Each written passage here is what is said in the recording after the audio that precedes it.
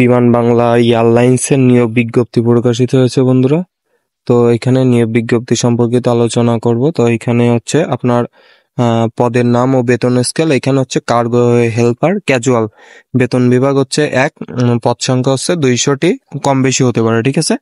বয়স হচ্ছে বলছে যে 12/12/2024 খ্রিস্টাব্দ, তারিখ অনুদ্ধ 32 বছর, মানে 12/12/2024 অনুযায়ী আপনার 32 বছর সর্বোচ্চ এখানে আবেদন করতে পারেন। সকল জেলার জন্য মানে আবেদন করতে পারবে। শিক্ষাগত যোগ্যতা বলছে এসএসসি পাস, অবশ্যই নম্রবদ্ধ, কর্মঠ, সুস্বাস্থ্যের অধিকারী হতে হবে, অধিক ভালো উত্তোলনে কমপক্ষে 1 বছরের অভিজ্ঞতা থাকতে হবে, ঠিক আছে।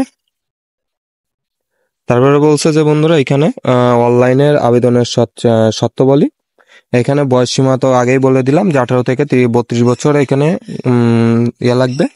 এখানে উপযুক্ত পদে নির্বাচিত প্রার্থীগণ 89 দিনের ভিত্তিতে শর্ত সাপেক্ষে নবায়নযোগ্য নিয়োগ প্রাপ্ত হবেন, মানে 3 মাসের ভিতরে আপনার এখানে হবে, ঠিক আছে। এখানে বলছে বিমান বাংলা এয়ারলাইন্সের ওয়েবসাইট এত প্রকাশ করা হয়েছে, এখানে প্রকাশ করা হয়েছে, ঠিক আছে। আপনারা যদি এখানে দেখতে সমস্যা হয় তাই ওয়েবসাইটে ঢুকে আপনারা কিন্তু সুন্দরভাবে আবেদনটা দেখতে পারবেন, ঠিক আছে। এখানে বলছে বিমান কর্তৃক পদের সংখ্যা হ্রাস বৃদ্ধি, পরীক্ষার সময় পরিবর্তন ও নিয়োগ বিজ্ঞপ্তি স্থগিত, বাতিল কিংবা সংশোধন করার অধিকার সংরক্ষণ করে, ঠিক আছে। অনলাইন আবেদন নিয়মাবলী। এখানে বলছে পরীক্ষার অংশগ্রহণের ইচ্ছুক এই ওয়েবসাইটে ঢুকে আপনাকে অনলাইনে আবেদন পূরণ করতে হবে। অনলাইন আবেদন পূরণ ও পরীক্ষার ফি জমাদানের শুরুর তারিখ হচ্ছে 12/12/2024 সকাল 10টা হতে।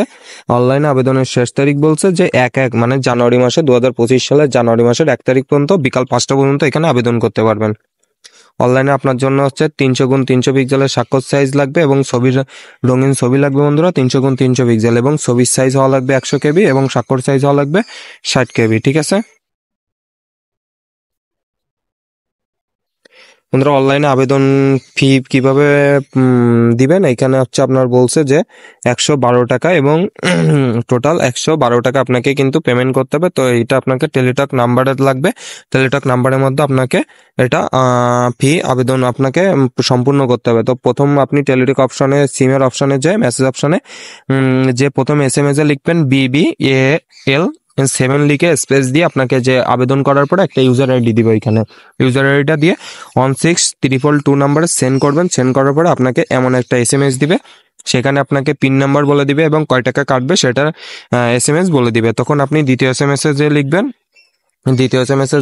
BBAL7 স্পেস দিয়ে লিখবেন, বড় হাতে ইয়েস লিখবেন, লিখে স্পেস দিয়ে আপনাকে যে পিন নাম্বারটা দিবে পিন নাম্বারটা দিয়ে আপনাকে সেন্ড করতে হবে 1622 নাম্বারে। সেন্ড করলে আপনাকে এমন একটা SMS দিবে, এমন একটা SMS দিয়ে আপনাকে কংগ্রাচুলেশন জানাবে এবং আপনার আবেদনটা মানে সম্পূর্ণ হয়ে যাবে। তো আপনার ইউজার আইডি এবং পিনটা আপনি সুন্দরভাবে কোথাও লিখে রাখবেন বা স্ক্রিনশট দিয়ে রাখবেন। পরবর্তীতে আপনাকে অ্যাডমিট কার্ড মানে পরীক্ষা দেওয়ার জন্য যে অ্যাডমিট কার্ডটা দরকার হবে, ওইটা আপনি অ্যাডমিট কার্ডটা তোলার জন্য আপনাকে কিন্তু প্রয়োজন হবে, ঠিক আছে। তো এখানে আর কোনো কিছু তেমন কিছু জানার নাই।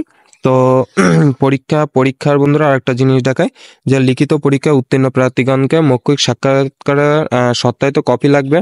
বলছে অনলাইন পূরণের আবেদন একটি রঙিন প্রিন্ট, প্রবেশ ফটোকপি, সদ্য তোলা 4 কপি ছবি, শিক্ষাগত সনদের সার্টিফিকেট ফটোকপি, জাতীয় পরিচয়পত্রের ফটোকপি, নিজ জেলার সমর্থন, ইউনিয়ন পরিষদ, পৌরসভা, mayor, city corporation, ward commissioner প্রদত্ত সনদ, মানে আপনার নাগরিক সনদপত্র, অধিক তার উত্তোলনের কমপক্ষে 1 বছর অভিজ্ঞতা সনদ, মানে ওইটা আপনার 1 বছরের একটা অভিজ্ঞতা সনদপত্র হলে আপনি কিন্তু এখানে আবেদন করতে পারবেন।